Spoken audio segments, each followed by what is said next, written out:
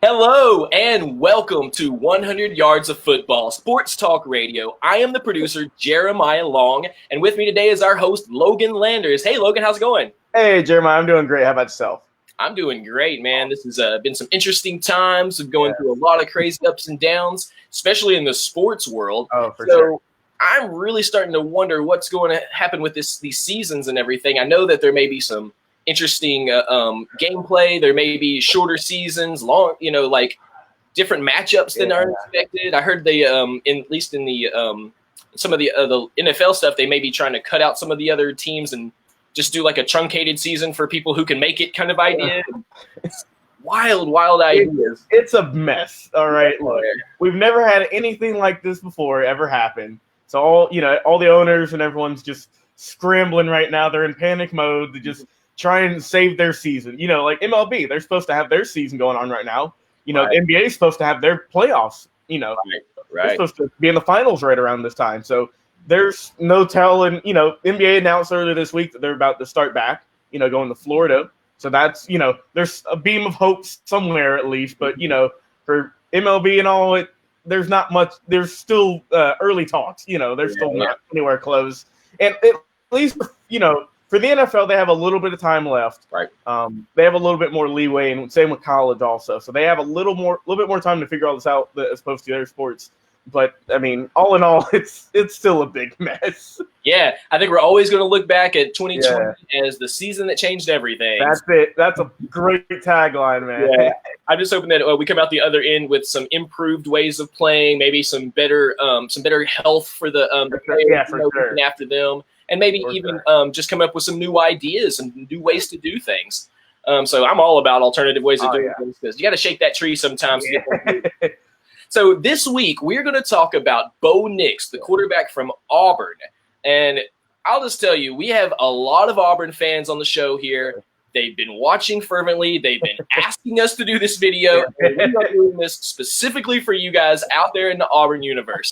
So before we jump in there, I did have one question. So Bo Nix, he's early on in his career. Yeah, he is. Like, he's just getting in there. We're not exactly sure what's going to happen. What do you think with him being so young? And it just, is it his sophomore year he's going into? Yeah. He just finished up his freshman year. Oh, man. So what do you think his upside's going to be like? Oh, man. He's got some great upside to him, man. Like I said, whenever we get into the slides in a minute, I'll get more in depth about it. Just a quick overview. Oh, well, let's get on into it. Let's just get it right into it, baby. More about Bo Nix. Let's do it. All right. Let's get these slides loaded here. Talking about Auburn QB Bo Nix, of course. So easy stats about him. He's 6'2", 207. So he's got a nice compact frame. He's not gonna run forever, but he's also not just gonna clog up the passing lanes and all that. He's a dual threat quarterback, I believe. He's not gonna be he's not gonna be a Mike Vick because come on now, everyone compares great running quarterbacks to Michael Vick. But he's not going to do that. He will, however, if he's got some trouble in the pocket, he will run out, and he's not afraid to get a few yards. So that's why I got him listed as a dual threat quarterback. He ran for around 300 yards last season, which isn't too bad.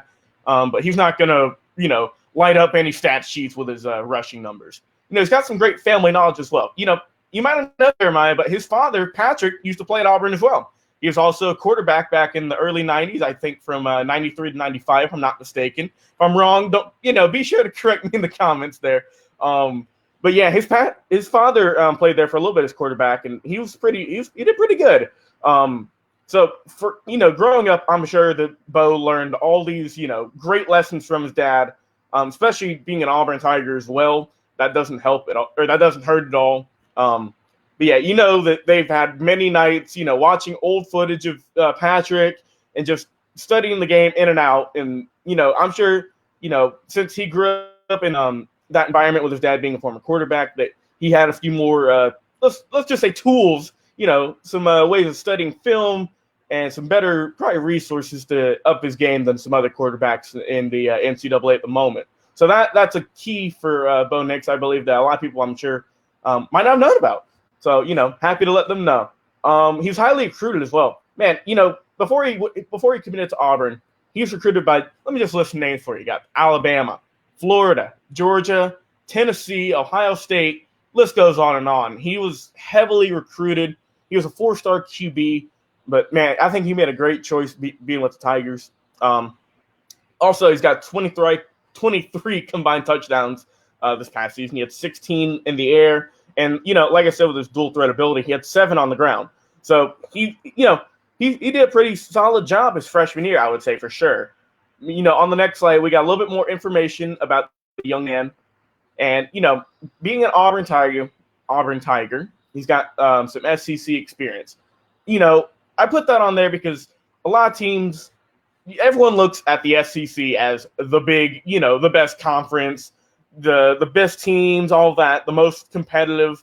And, playing for Auburn, he's definitely faced some tough opponents. In his first season alone, he faced 7 ranked opponents, let alone.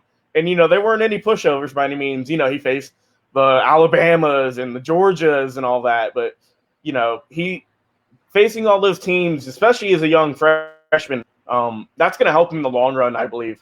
And, do my research and all. I always like to go. I used to look at some stats online. I like to watch some game footage, the regular. But this week, I decided, let me go on some of the Facebook Auburn groups. Let's see what all the fans think about the guy. So the 2 things that I always saw that, the fans were commenting on is his poise and his upside.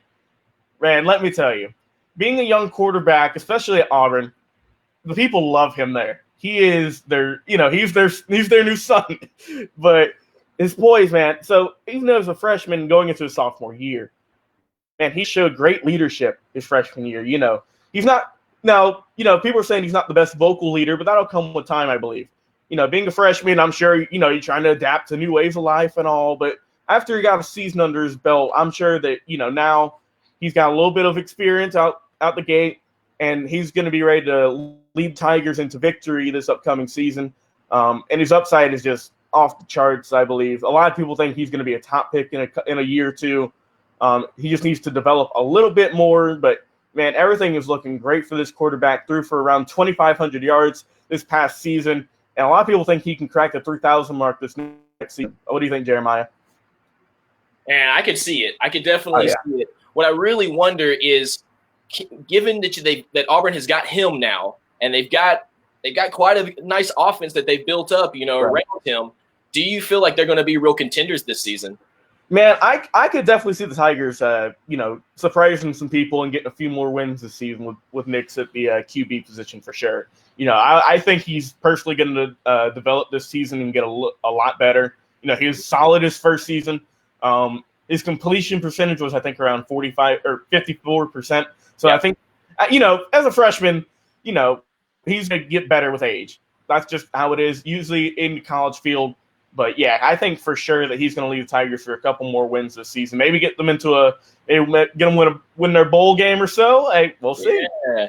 Well, if you guys watching think that they're going to make it to a bowl, let us know which one you think in the comments. Also, all of our Auburn people, please share this video and let us know what you think about it. Please put it into the comments who you think we should cover next, if there's any other Auburn players or any other players you're interested in general. We are 100 Yards of Football, Sports Talk Radio. We come to you every week live from Atlanta, Georgia, with me, the producer, Jeremiah, our host, Logan Landers, and then every week you can catch our other videos with our full team, Vincent Turner, #1 draft pick for the Atlanta Falcons, Mr. Bobby Butler, and coach extraordinaire, Mr. Kevin the Bull Jones. And we'll be coming to you every week with more videos. We always come live. Please comment. Tell us what you'd like to see. And for 100 Yards of Football Sports Talk Radio, I am Jeremiah, and this is Logan, and we'll see you guys this week. Bye, you guys.